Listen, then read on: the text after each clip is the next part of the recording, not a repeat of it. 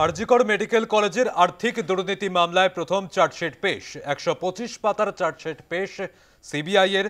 প্রথম চার্জশিট জমা দেওয়ার প্রক্রিয়া শুরু করল সিবিআই। ১২৫ পাতার চার্জশিটে প্রাক্তন অধ্যক্ষ সন্দীপ ঘোষ সহ ধৃত মোট ৫ জনের নাম।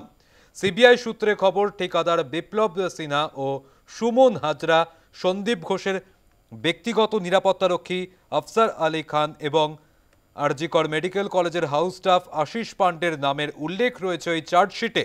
আবারও আপনাদের জানিয়ে রাখবো, আরজিকর মেডিকেল কলেজের আর্থিক দুর্নীতি মামলায় প্রথম চার্জশিট জমা দেওয়ার প্রক্রিয়া শুরু করল সিবিআই।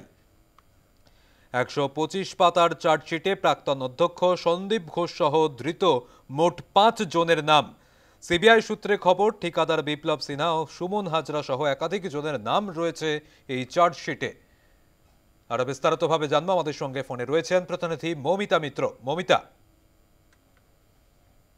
কলেজের যে আর্থিক দুর্নীতির অভিযোগ উঠেছিল, তুমি জানো যে সেই আর্থিক দুর্নীতির অভিযোগ সামনে আসার পর কলকাতা হাইকোর্টের নির্দেশে সিবিআই কেন্দ্রীয় তদন্তকারী সংস্থা তারা এই আর্থিক দুর্নীতি তদন্ত শুরু করে এবং গত ২রা সেপ্টেম্বর আরজিকর মেডিকেলের প্রাক্তন অধ্যক্ষ সহ ৪ জনকে গ্রেফতার করা হয়।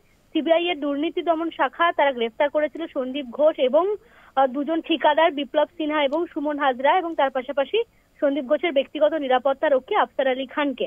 পরবর্তী ক্ষেত্রে আরজিকর মেডিকেল কলেজের হাউস স্টাফ আশিস পান্ডে তাকেও গ্রেফতার করা হয় এবং এই যে সন্দীপ ঘোষ সহ যে ৪ জনকে গ্রেফতার করা হয়েছিল ২রা সেপ্টেম্বর, সেই গ্রেফতারির একেবারে ৮৭ দিনের মাথায় চার্জশিট পেশ করার প্রক্রিয়া শুরু করলো সিবিআই। তুমি জানো যে নতুন যে আইন রয়েছে ভারতীয় ন্যায় সংহিতা বা নতুন আইন অনুযায়ী ৯০ দিনের মাথায় চার্জশিট পেশ করতে হয়।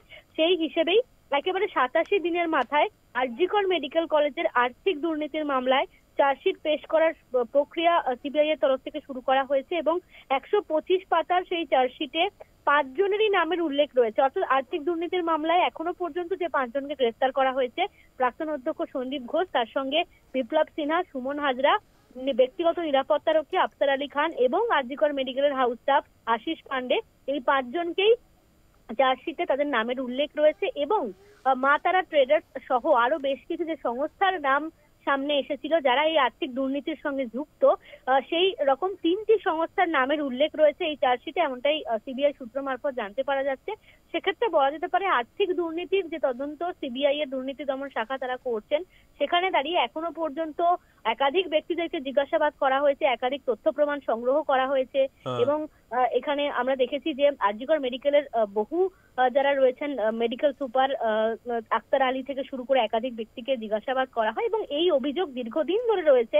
আরজিকর মেডিকেলে আর্থিক দুর্নীতির অভিযোগ জুনিয়র ডাক্তাররা এই বিষয়ে অভিযোগ করেছিলেন, সিনিয়র চিকিৎসকরাও বিভিন্ন সময় অভিযোগ করেছেন। সব মিলিয়ে এতদিন ধরে তদন্ত করার পরে ৮৭ দিনের মাথায় সিবিআই এর তরফ থেকে প্রথম চার্জশিট পেশ করার প্রক্রিয়া শুরু হয়েছে এবং সেখানে ৫ জনের নামের উল্লেখ রয়েছে এবং ৩টি সংস্থারও উল্লেখ রয়েছে বলে আমরা সিবিআই সূত্র মারফত জানতে পারছি। একেবারে মৌমিতার সঙ্গে থাকো। আবারও আপনাদের জানিয়ে রাখবো, আরজিকরে আর্থিক দুর্নীতি মামলা চার্জশিট জমা দেওয়ার প্রক্রিয়া শুরু করলো সিবিআই। ১২৫ পাতার চার্জশিট, যে চার্জশিটে প্রাক্তন অধ্যক্ষ সন্দীপ ঘোষ মেডিকেল কলেজে আর্থিক দুর্নীতি মামলায় প্রথম চার্জশিট জমা দেওয়ার প্রক্রিয়া শুরু করলো সিবিআই। প্রাক্তন অধ্যক্ষ সন্দীপ ঘোষ সহ একাধিক জনের নাম রয়েছে এই চার্জশিটে, এমনটাই সূত্রে খবর। আরজিকর মেডিকেল কলেজে আর্থিক দুর্নীতির মামলায় প্রথম চার্জশিট জমা দেওয়ার প্রক্রিয়া শুরু করল সিবিআই। ১২৫ পাতার চার্জশিটে প্রাক্তন অধ্যক্ষ সন্দীপ ঘোষ সহ ধৃত মোট ৫ জনের নাম। সিবিআই সূত্রে খবর, ঠিকাদার বিপ্লব সিনহা ও সুমন হাজরা, সন্দীপ ঘোষের ব্যক্তিগত নিরাপত্তারক্ষী আফসার আলী খান এবং আরজিকর মেডিকেল কলেজের হাউস স্টাফ আশিস পান্ডের নামের উল্লেখ রয়েছে চার্জশিটে। আমরা আবারও ফিরে যাব, আমাদের সঙ্গে রয়েছেন প্রতিনিধি মৌমিতা মিত্র। মৌমিতা, আবারও যদি একবার গোটা বিষয়টা জানাও। একেবারে দেখো, আরজিকর মেডিকেল কলেজে যখন নির্যাতিতা তরুণী চিকিৎসকের ধর্ষণ এবং খুনের ঘটনা ঘটে গত ৯ই আগস্ট, তারপরে দেখা যায় যে শুধুমাত্র এই ঘটনাই নয়, এই ঘটনার একটা অন্য প্রেক্ষাপট রয়েছে।